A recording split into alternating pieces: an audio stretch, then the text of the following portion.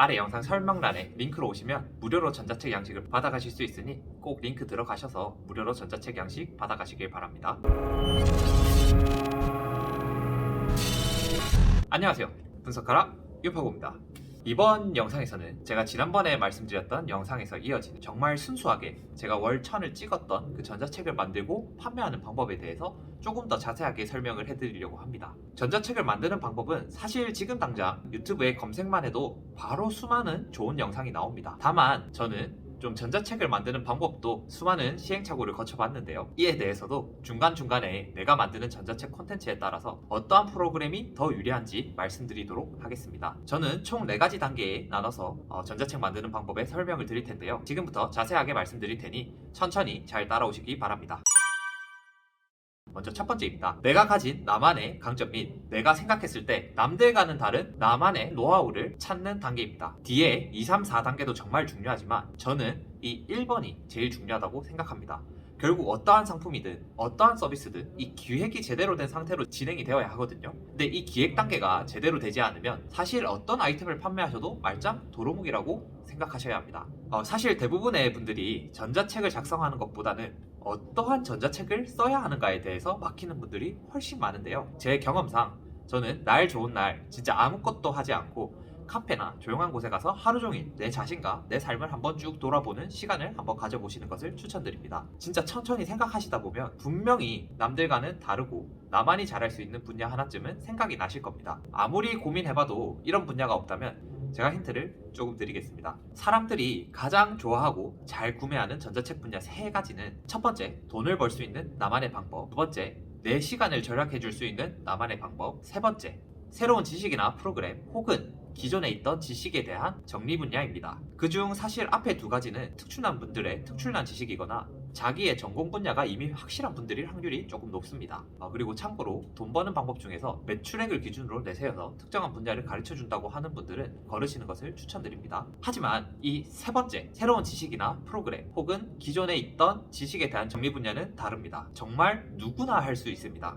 예를 한번 들어볼까요? 제가 얼마 전에 이 영상에서 말씀드렸던 GPT로 돈 버는 방법 중에 단기적으로 가장 많은 수익을 올렸던 것은 전자책이라고 말씀을 드렸습니다. GPT가 처음 나왔을 때 당시에는 사실 아직 사람들이 GPT라는 분야도 생소했고 전문가들은 어떻게 GPT를 쓰는지에 대해서 궁금해하는 분들이 정말 많았습니다. 저는 그러한 소비자들의 욕구를 파악하고 그러면 대기업 개발자는 어떻게 GPT를 쓰는가에 대해서 정리해서 판매를 하자는 기획을 세웠던 거고요. 이렇게 사람들이 좀 관심이 많은 새로운 분야에 대해 빨리 경험을 해보고 그 내용들을 정리를 해서 판매만 해도 정말 큰 돈이 될 수 있습니다. 제가 이 영상들에서 판매했던 제 전자책은 시간을 줄여주는 것, 그리고 기존의 지식을 정리한 것, 2번과 3번이 합쳐진 교재였습니다. 이처럼 내가 공부했던 것들 중 사람들이 관심이 많은 것들을 위주로 정리를 해서 판매를 해도 되는데요. 만약 내가 기존에 있던 것들을 정리해서 공유하는 전자책을 쓰고 싶다면 이 지식이 대중들에게 관심이 많은 주제일까에 대해서 사전조사하는 것은 필수입니다. 제가 썼던 정보처리 기사 정리 모음을 쓰기 전에 저는 정보처리 기사가 웬만한 기사 자격증 중에서 사람들이 제일 많이 취득한다는 통계청의 자료를 이미 사전에 조사를 해보았었고요. 정보처리 기사와 컴퓨터 활용 관련해서 사람들이 제일 많이 응시를 한다는 것을 알고 있었습니다. 그래서 정보처리 기사와 컴퓨터 활용 관련된 교재를 썼던 거였거든요. 지금은 GPT나 바드 같은 곳에서 통계 자료를 확인하고 검증하기가 훨씬 쉬워졌기 때문에 이런 시장에 대한 사전조사는 반드시 꼭 하시고 내가 쓰려는 책이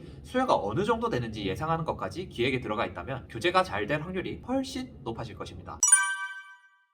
두 번째, 내가 판매하고 싶은 전자책 분야 인지도 쌓기. 앞에 1단계에서는 어느 분야에 대한 전자책을 쓸 것인지 기획하는 단계였습니다. 이 기획이 끝나셨다면 이제 내가 어떻게 이 전자책에 대해서 내 인지도를 쌓을 것인지 생각을 하셔야 합니다. 전자책을 썼다고 해서 사람들은 내 책을 바로 구매하지 않습니다. 어떠한 스토리가 나한테 있어야 해요. 예를 들면 내가 어떻게 이 책을 쓰게 되었는지, 그리고 내가 이 책을 쓰기 위해 쌓았던 지식들이 나한테 가져왔던 큰 변화가 무엇인지, 이런 것들을 확실하게 보여줄 수 있어야 한다는 겁니다. 증빙 자료가 있으면 훨씬 좋겠죠. 내가 아무리 좋은 주제와 좋은 내용을 담은 전자책을 썼다고 해도 내가 이 책을 쓴 분야에 대한 전문가라는 내 자신에 대한 브랜딩이나 내 이름이 어느 정도 사람들한테 팔려있지 않으면 사람들은 이 전자책을 구매하지 않습니다. 그렇기 때문에 내가 판매하려는 이런 분야에 대해서 내가 활동을 하면서 이러한 활동에 대해 관심 있는 사람들에게 무료로 내가 가진 지식과 정보를 나누고 공유하면서 질 좋은 자료를 공짜로 제공해주는 그러한 과정이 필요합니다. 그리고 이렇게 활동한 내용들을 유튜브 영상이나 블로그 포스팅으로 포스팅을 하면서 내가 이 분야에 대한 전문가다라는 것을 사람들에게 어필을 하고 알려야 합니다. 사실 이거는 퍼스널 브랜딩이랑 정말 연관이 깊은데요. 참고로 만약 전자책의 분야가 나의 직업이랑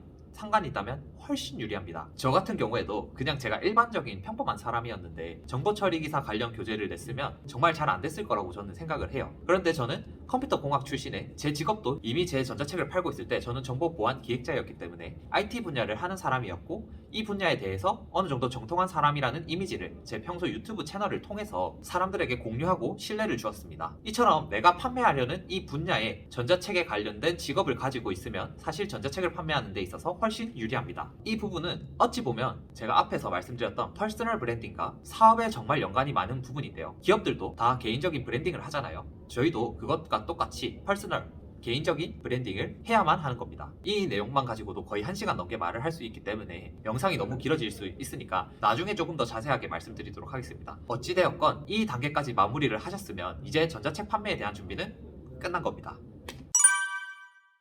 3단계 전자책 작성하기 단계입니다. 이 3단계의 전자책 작성하기 단계까지 오셨으면 이제 어느 정도는 사실 전자책 판매율이 좋을 거라고 기대를 하셔도 좋습니다. 웬만큼 내 책 내용이 쓰레기가 아닌 이상 1, 2단계를 거치고 판매할 자료에 대해서 기획이 되어 있으면 사실 내용이 안 좋을 확률이 정말 낮습니다. 이미 어느 정도 좋은 내용들을 사람들한테 판매할 수 있을 만한 충분히 역량이 되었다고 생각을 하고요. 이제 밑바탕이 다져진 거라고 생각을 하시면 되겠죠. 그리고 평소에 당신이 이 분야에 대해서 공유했던 내용들만으로도 이미 당신의 팬층은 어느 정도 두터워져 있을 겁니다. 제가 하단에 링크에 제가 작성해 놓은 전자책 양식 틀을 무료로 받으실 수 있는 방법을 제 블로그에 포스팅해 두었습니다. 참여하시면 정말 손쉽게 돈 안 쓰시고 무료 전자책 양식을 가져갈 수 있으니까 꼭 참여하시고 전자책도 받아가시기 바랍니다. 제가 나눠드리는 이 무료 전자책 양식을 사용하셔서 전자책을 쓰셔도 되고, 전자책을 쓰는 방법은 사실 유튜브에 검색하면 정말 좋은 자료나 정리된 내용이 많이 나오고 있으니 그걸 참조하셔서 나만의 지식을 정리해서 전자책으로 판매할 수 있도록 작성하시면 됩니다.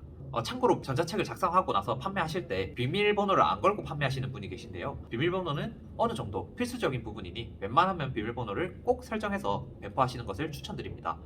불법 공유나 유포를 하는 분들이 생각보다 정말 좀 많거든요. 이런 부분들을 대비해서 전자책 맨 위나 끝부분에 불법 판매 유포 시 형사처벌에 대한 규정을 넣어줘서 저작권에 대해서 아예 개념이 없으신 분들에게 어느 정도 억제력을 넣어주는 것이 좋습니다. 또 만약 이 전자책이 한번 쓰고 나서 크게 유지보수 없이 계속해서 판매를 할 자료라면 한글로 작업하시는 것을 추천드립니다. 왜냐하면 한국인들은 한글 작업하는데 너무 익숙하기 때문에 훨씬 작업 속도가 빠르거든요. 그런데 만약에 그게 아니라 유지보수나 최신 업데이트가 계속 되어야 한다면 워드로 작업하시는 것을 추천드립니다. 그 이유는 이렇게 보시는 것처럼 제가 공유드리는 파일도 워드 파일인데요. 워드 파일은 이런 식으로 자동 제목 설정과 반영 기능을 사용하기가 편합니다.